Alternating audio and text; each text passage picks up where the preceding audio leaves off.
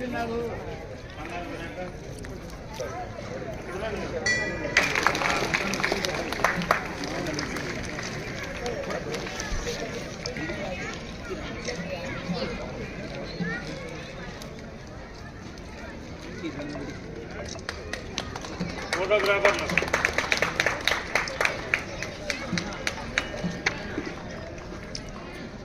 10 ఏళ్ల క్రితం ఈ జ్యోతిని ప్రజ్వలించాలని ఓం శ్రీకృష్ణ ప్రదవెమ్మనే నమః.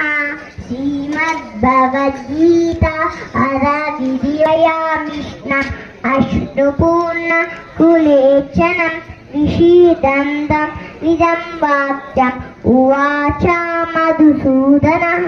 శ్రీభగవానువాచ ఉపస్వ కష్మణమినం విషమే సముపస్థితం అనార్యయుక్త మస్వజ్యం అకీర్తికరమర్జున.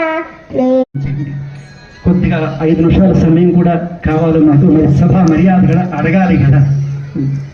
ప్రస్తుతం మనకందరికీ తెలిసినటువంటిది హంపీలో కృష్ణదేవరాయలు వారు అక్కడ ఒక భువన విజయము. ఆ భువన విజయంలో అష్టదిగ్గజాలు. అక్కడ ప్రసిద్ధంగా తెలిసినటువంటి తెనాలి రామకృష్ణుడు. ఆ తెనాలి రామకృష్ణుడు చాలా చమత్కారంగా పద్యాలు చేస్తూ ఉండేవారు.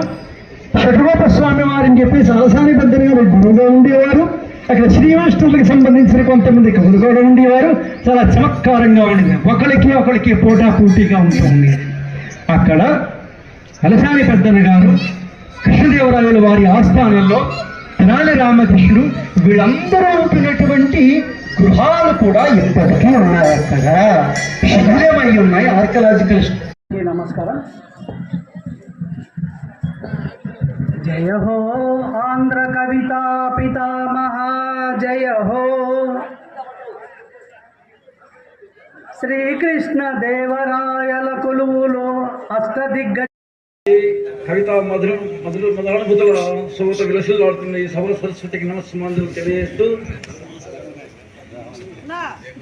ఈరోజు ఉదయం 8 గంటల తర్వాత మా బైరెడ్డి అంజనారెడ్డి గారి మా మిత్రుడు చారిత్రాత్మకమైనటువంటి ఈ ప్రదేశంలో ఈనాడు అలసాని పెద్దనామాత్యుల విగ్రహాన్ని ఆవిష్కరించడం ఇది ఒక చారిత్రక ఘట్టము అని చెప్తున్నాను. ఇది ఒక మహోన్నత ఘట్టం. ఈరోజు వారి కన్నపల్లె పుడమి పుటలపై నీ రాత నవరసాల కవనంబు నవధాన్యాల విత్తనంబు తాను తప్పని కవిత సేద్యం అలరారుచున్నది నేటికి వైభవోపేతంగా నీ వెక్కిన పల్లకి ఊరేగింపు అనువు గాని చోట అది కులమనరాదు. సార్ వేమన విగ్రహం కదా ఆవిష్కరించింది. కొంచెమై ఉండదా. నెక్స్ట్ కుండా భాస్కర్ రావు గారు. కుండా భాస్కర్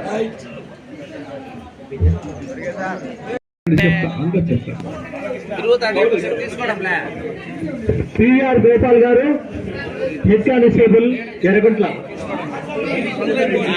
పివి సురేందర్ రెడ్డి గారు కానిస్టేబుల్ ఎర్రగుంట్ల.